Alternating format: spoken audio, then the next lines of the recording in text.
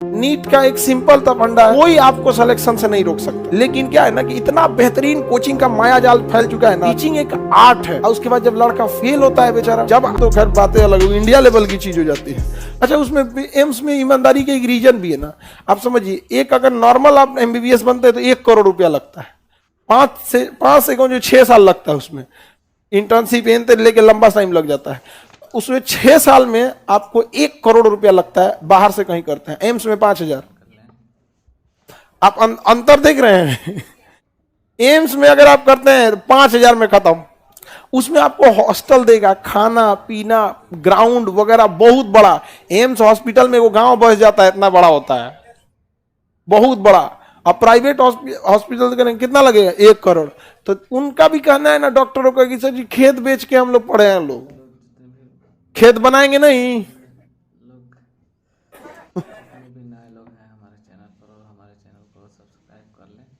हाँ, तो नीट का एग्जाम दीजिएगा तभी ना एम्स कॉलेज मिलेगा। बढ़िया नंबर देना पड़ता है, बढ़िया नंबर लाएंगे वो भी। और नीट वगैरह में भी क्या है ना कि देखिए, नीट का एक सिंपल सा फंडा है।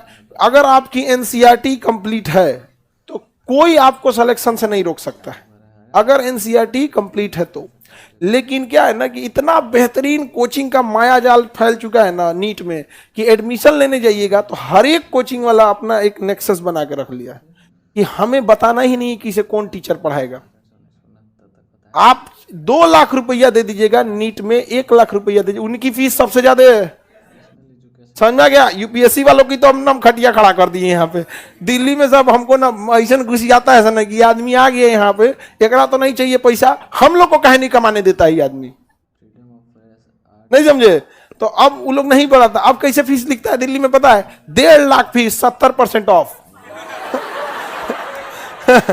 स्पेशल डिस्काउंट 80%, दिवाली डिस्काउंट, सब लोग को यहाँ पे। और सबका स्टाफ वगैरह जो होता है सब कहता है सर सब आपको ना यहाँ पे ऐसे ऐसे बोलते रहता है। हम कहे ठीक है, कुछ की बददुआएं हैं तो लाखों की दुआएं भी हैं। नहीं समझे? तो आप देखिएगा नीट में ना कभी नहीं बताएगा। अच्छा, ये गार्जियन की जिम्मेदारी भी है। बच्चे को सुसाइड कराने में सबसे बड़ा स्टार्टिंग वहीं से कर देता है। भाई, जब आप अपना बच्चे का एडमिशन 1 लाख 1.5 लाख जब किसी कोचिंग में देते हैं, आप वहाँ पूछना चाहिए ना कि हमारे बच्चे को 1 साल 2 साल का ये जो कोर्स है इंजीनियरिंग मेडिकल का, कौन टीचर पढ़ाएगा? आप विश्वास नहीं कीजिएगा, हमारे पास कई ऐसे टाइपिंग करने वाले हैं जो जाके वहाँ पढ़ा देते हैं। समझ में आ गया कि नहीं आ गया? हमारे यहाँ टाइपिंग करते हैं और वहाँ जाके क्या कर देते हैं? टीचर करके पढ़ा देते हैं। रीजन क्या है कि एडमिशन ले लिया, आपको क्या मतलब? हम सिलेबस कंप्लीट करा देंगे। सिलेबस कंप्लीट करा देना, पढ़ा देना इज नॉट टीचिंग। टीचिंग एक आर्ट है। आप जब रिवीजन करते होंगे ना तो आपको कुछ ये हमारी लिखी हुई चीजें याद आती होंगी, ये स्ट्रक्चर याद आता होगा, हम जिस लहजा में बोले वो याद आता होगा। पढ़ने के लिए तो किताबें ही हैं। नहीं समझे? खत्म करा देना सिलेबस मतलब क्या होता है? वो एक टीचर का काम होता है किस तरह से उसके दिमाग में उतार रहा है। यहाँ पर आप कहीं पे भी इस चीज को ध्यान से समझ, वहां बताता ही नहीं है। और उसके बाद जब लड़का फेल होता है बेचारा, या फिर वो उसका नंबर खराब आता है, डिप्रेशन में चला जाता है, तो गार्जियन उसको कहते हैं कि इतना पैसा लग गया, कर्जा लेके पढ़ाए थे। अरे काउंटरवा में जब पैसा देने गया तो मुंह में दही जमल था।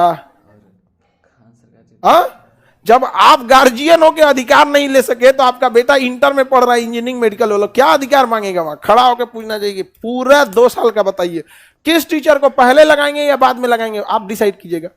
लेकिन आप तो बता दीजिएगा ना यहाँ पे।